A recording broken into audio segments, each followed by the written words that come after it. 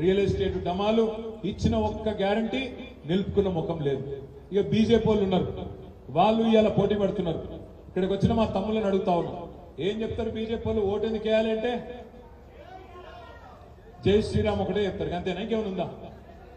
10 ఏళ్ళు ప్రధానమంత్రిగా పనిచేసిన వ్యక్తి, 10 ఏళ్ళు, 1 కాదు 2 కాదు, 10 ఏళ్ళు ప్రధానమంత్రిగా పనిచేసిన వ్యక్తి ఒక్క పని చూపెడతాడా? హైదరాబాద్ లో ఈ పని చేసింది నా ప్రభుత్వం కాబట్టి నాకు ఓటేయండి అని ఒక్క పని చేసిందా? ఒక్క ఇన్స్టిట్యూషన్ కట్టిండా? ఒక దవాఖాన కట్టిండా? ఒక గుడి కట్టిండా? ఒక పరిశ్రమ తెచ్చిండా? ఎందుకు ఓటేయాలంటే ఒకటే ఒక్కటి, రామ మందిరం కట్టినాం, ఇక బుద్ధుని. నేను 10 ఏళ్ళు ప్రధానమంత్రి పదవి ఇచ్చిన ఒక్క హామీ నిలబెట్టుకోలేదు. వీడికి వస్తుంటే నేను చూసిన బస్ స్టాప్ల మీద రాసిండు మోడీ గ్యారంటీ అని రాసిండు కదా, మొత్తం ఊరంతా మోడీ గ్యారంటీ. మీరు 10 ఏళ్ల కింద చిన్నపిల్లలు మీకు తెలియదు కాబట్టి చెప్తున్నా, 10 ఏళ్ల కింద కూడా ఈ బడాబాయ్ ఈ పెద్ద మనిషి ఇట్లనే డైలాగులు కొట్టిండు. ఏమన్నాడు తెలుసా? ఆ రోజు నాకొక్కసారి ప్రధానమంత్రిగా అవకాశం ఇవ్వండి, నల్లధనం మొత్తం, బ్లాక్ మనీ మొత్తం వెనుకకు తెచ్చి ప్రతి కుటుంబానికి భారతదేశంలో 15 లక్షల రూపాయలు ఇస్తా అని చెప్పిండు 2014లో నరేంద్ర మోడీ. ఇచ్చిండా? వచ్చిన 15 లక్ష ఎవరికన్నా? సంవత్సరానికి 2 కోట్ల ఉద్యోగాలు ఇస్తా, 2 కోట్ల ఉద్యోగాలు ఇస్తా అని చెప్పిండు సంవత్సరానికి. మరి 10 ఏళ్ళైంది, 20 కోట్ల ఉద్యోగాలు ఇవ్వాలి. ఇచ్చిండా? ఇయ్యలేదు. రైతుల ఆదాయం డబల్ చేస్తా అన్నాడు. రైతుల ఆదాయం 2022 సంవత్సరం కల్లా డబల్ చేస్తా అన్నాడు. అది కూడా దిక్కులేదు. బుల్లెట్ రైళ్లను ఉరికిస్తా భారతదేశంలో అన్నాడు. అది కూడా దిక్కులేదు. ఇండియాను $5 ట్రిలియన్ ఎకానమీ చేస్తా అన్నాడు. అది కూడా దిక్కులేదు. అన్నిటికీ మించి ఒక మాట చెప్పిండు, నేను ధరలను తగ్గిస్తున్నా, పెరుగుతున్న ధరలను తగ్గిస్తా అన్నాడు. నేను ఒక మాట అడుగుతా ఉన్నా, పెట్రోల్ మోడీ గారు వచ్చినాడు పెట్రోల్ ధర 70 రూపాయలు. ఇవాళ ఎంత అయింది పెట్రోల్ ధర? ఇక్కడ అందరూ బండ్లున్న వాళ్ళందరూ శైలా ఉంటారు, ఒకసారి సొంత బండ్లున్న వాళ్ళు అందరికి ఉన్నాయి. బండ్లున్న వాళ్ళందరూ నేను అడుగుతున్నా, మోడీ వచ్చినాడు 2014లో పెట్రోల్ ధర 74, ఇవాళ 110 రూపాయలు. ఏమైతుంది? పెట్రోల్ డీజిల్ రేట్లు పెరిగితే కూరగాయలు పెరుగుతాయి ధరలు, పప్పు ధర పెరుగుతుంది, ఉప్పు ధర పెరుగుతుంది, నూనె ధర పెరుగుతుంది, చింతపండు పెరుగుతుంది, బస్ కిరాయిలు పెరుగుతాయి, మీ జేబు ఖర్చు కూడా పెరుగుతుంది. మరి ఎట్లా పెరిగినాయి పెట్రోల్ డీజిల్ ధరలు మీకు తెలవాలి. 2014లో మోడీ ప్రధానమంత్రి అయినాడు. ఎందుకంటే మన భారతదేశంలో క్రూడ్ ఆయిల్ దొరకదు. క్రూడ్ ఆయిల్ అంటే ముడి చమురు. మన దగ్గర పెట్రోల్ డీజిల్ డైరెక్ట్ గా దొరకదు. క్రూడ్ ఆయిల్ తీసుకోవాలి, క్రూడ్ ఆయిల్ ని రిఫైన్ చేయాలి, రిఫైనరీలో రిఫైన్ చేసినాక అందులోకెళ్ళి పెట్రోల్ డీజిల్ తయారైతుంది. మన దేశంలో దొరకదు క్రూడ్ ఆయిల్, గల్ఫ్ దేశాల్లో దొరుకుతుంది. ఆడికెళ్ళి తెచ్చుకోవాలి, బ్యారెల్ చొప్పున తెచ్చుకోవాలి.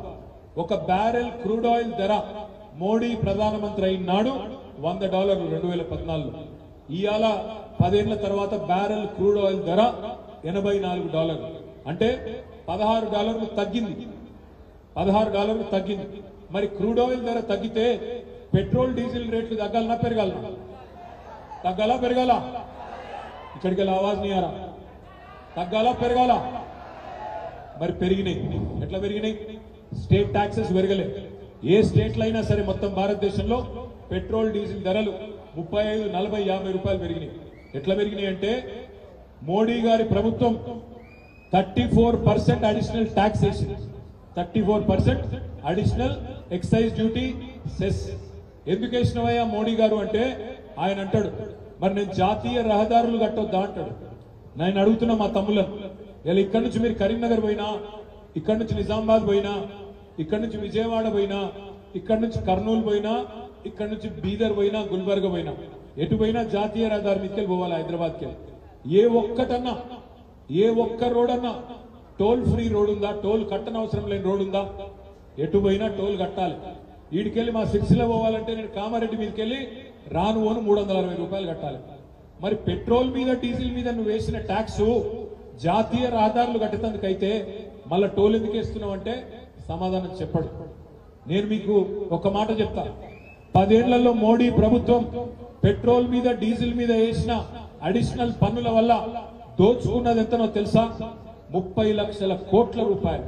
అంటే ప్రతిరోజు మీరు మీ బండ్లలో పెట్రోల్ కొట్టించినప్పుడు మన ట్రాక్టర్లలో మన కార్లలో డీజిల్ పోయించినప్పుడు ప్రతిరోజు పన్నులు ఏవైతే కేంద్ర ప్రభుత్వానికి పోతున్నాయో ఈ 10 ఏళ్లలో 30 లక్షల కోట్లు జమైనాయి. ఏం చేసిండు 30 లక్షల కోట్లతోని? అదానీ అంబానీ లాంటి పెద్ద పెద్ద సేట్ల 14.5 లక్షల కోట్ల రూపాయల రుణాలు మాఫ్ చేసిండు నరేంద్ర మోడీ. ఆలోచించండి. అందుకే భారతదేశంలో ఏమైతుందో తెలుసుకోవాల్సింది, ఆలోచించవలసింది మీరు. మీకు అనిపించచ్చు ఈయన చెప్పేది నిజమేనా అని. ఇప్పుడు నేను చెప్పింది తప్పు అని ఈటెల రాజేందర్ రుజువు చేసిన, కిషన్ రెడ్డి రుజువు చేసిన, బండి సంజయ్ రుజువు చేసిన, రేపు మధ్యాహ్నం ఈ టైం కల్లా మీకే వచ్చిన ఎమ్మెల్యే పదవికి రాజీనామా చేసి మీ చేతిలో పెట్టి మళ్ళీ రాజకీయాల నుంచి తప్పుకుంటానంట. అంటే ఇది నేను చెప్పింది అక్షర సత్యం. ఇది ఒక్కరోజు కాదు, దేశమంతా చెప్తున్నాం. కానీ దీని వినవడనియరు, కనవడనియరు మీకు. ఎందుకు? రామ్ మందిరం పేరు మీద హిందూ ఖత్రేమే హే అని, హిందువులకు ఏదో డేంజర్ వచ్చిందని, పాకిస్తాన్ ఏదో చేసిందని, బంగ్లాదేశ్ ఇచ్చిందని అని అడ్డమైన ముచ్చట్లు చెప్పుకుంటే వాట్సాప్లలో నెత్తులు ఖరాబ్ చేసుడు, మతం పేరు మీద రాజకీయం చేసుడు తప్ప ఈ 10 ఏళ్లలో నరేంద్ర మోడీ అంటే ఆయనే చేసిందేమీ లేదు. దయచేసి నేను మిమ్మల్ని కోరేది ఒకటే, 10 ఏళ్ళు ఆయనకు అవకాశం ఇచ్చినా, ఇలా హైదరాబాద్కి వచ్చినా, తెలంగాణకు వచ్చినా ఒక్క ప్రశ్నకు సమాధానం చెప్పలేడు. ఒక్క కాలేజ్ ఇయ్యలే, ఒక్క స్కూల్ పెట్టలే, ఒక్క పరిశ్రమ తేలే, ఒక్క ప్రామిస్ కూడా తెలంగాణకి ఇచ్చిన ఒక్క ప్రామిస్ కూడా నిలబెట్టుకోలే. మన కాళేశ్వరం ప్రాజెక్టుకు కానీ, పాలమూరు రంగారెడ్డి ఎత్తిపోతల పథకానికి కానీ జాతీయ హోదా ఇస్తా అన్నాడు, అది కూడా నిలబెట్టుకోలే. మరి ఎందుకు వేయాలి మనం ఈటెల రాజేందర్ గారి కోటు? 60 రూపాయల డీజిల్ ని 105 చేసినందుక, 74 రూపాయల పెట్రోల్ ను 110 చేసినందుక, లేదా మన ముక్కు విండి ఆ పైసలు తీసుకుపోయి అదానికి అంబానికి చేతిలో పెట్టినందుక ఎందుకు వేయాలి ఓటు? ఆలోచించండి. మీకు కావలసిన గవర్నమెంట్, మీకోసం పనిచేసే గవర్నమెంట్ మీకు ఉండాలంటే, మీకు నచ్చిన నాయకులు మీ మధ్యన ఉండాలంటే మిమ్మల్ని నేను కోరేది ఒకటి, రామ్ మందిర్ అనగానే ఆగం కావద్దు, అయోధ్య ఫోటోలు రాగానే ఆగం కావద్దు. గుడి మనం కూడా కట్టినాం. గుడి మనం కట్టలేదు. ఆ యాదగిరిగుట్టలో పక్కనే కేసీఆర్ గారు 4 ఏళ్ల కిందటనే యాదాద్రి లక్ష్మీనరసింహస్వామి దేవాలయం కట్టలేదా? ఎన్నడన్నా దేవాలయాన్ని అడ్డం పెట్టుకుని రాజకీయం చేసినామా? దేవుడిని అడ్డం పెట్టుకుని రాజకీయం చేసినామా? అయినా రాముడు ఏం చెప్పిండు? శ్రీరాముడు దేవుడు. రాముడు కూడా ఒక మాట చెప్పిండు, రాజధర్మం పాటించమన్నాడు. రాజధర్మం అంటే ఏంది? నీ పరిపాలనలో అందరిని ఒకటే తిరిగి చూడాలి. హిందూ అయినా, ముస్లిం అయినా ఒకటే తిరిగి చూడాలి. అదే విధంగా గుజరాత్ అయినా, తెలంగాణ అయినా ఒకటే తిరిగి చూడాలి. కానీ ఈ ప్రధానమంత్రి వైఖరి అట్లా లేదు. హైదరాబాద్ కు వరదలు వస్తే నయా పైసా సాయం చేయడు, గుజరాత్ కు వరదలు వస్తే 1000 కోట్లు సాయం చేస్తాడు. అందుకే మా మల్కాజ్గిరి తమ్ముళ్ళందరూ నేను కోరేది, ఆగం కాకండి, ఆలోచించి ఓటేయండి దయచేసి.